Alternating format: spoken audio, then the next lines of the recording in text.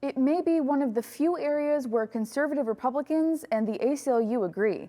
News reports that the U.S. Capitol Police have started doing background checks on Capitol visitors in the wake of the January 6 attacks have both sides concerned. Cronkite News reporter Alexia Stanbridge has more from our Washington bureau. If you're planning a trip here, should you worry about what's on here?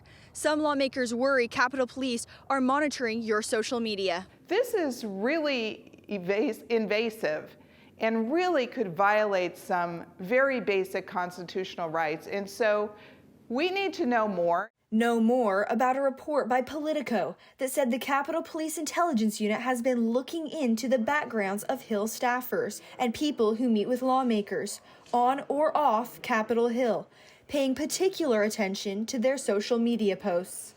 Do the Congress members know that this is being done to their employees or the people that they meet with? Did they ask for this to be done? There's so many unanswered questions. Lesko and 33 other GOP House members, led by Arizona Representative Andy Biggs, wrote to House leaders demanding answers and calling for an investigation of police actions.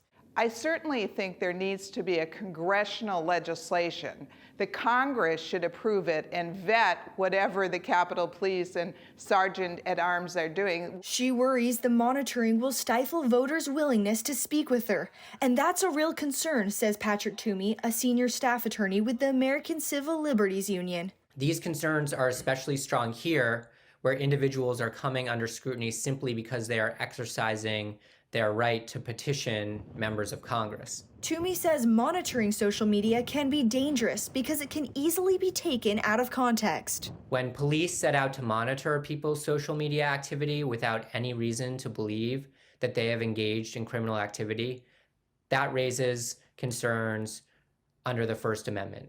Politico said the policy was implemented after the January 6th Capitol attacks. It asks analysts to scan social media of people meeting with lawmakers, including their own staffers, to review land records of buildings where meetings are held, and more. Lesko doesn't like the policy, but she is even more upset by what she sees as a lack of oversight. She sees it as a constitutional issue, not a partisan one.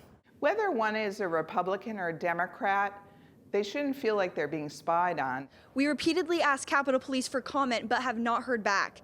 In Washington, Alexia Stanbridge, Cronkite News. That Republican letter was addressed to House Democratic leaders, including Speaker Nancy Pelosi. We reached out to Pelosi's office for a comment this week but have not heard back.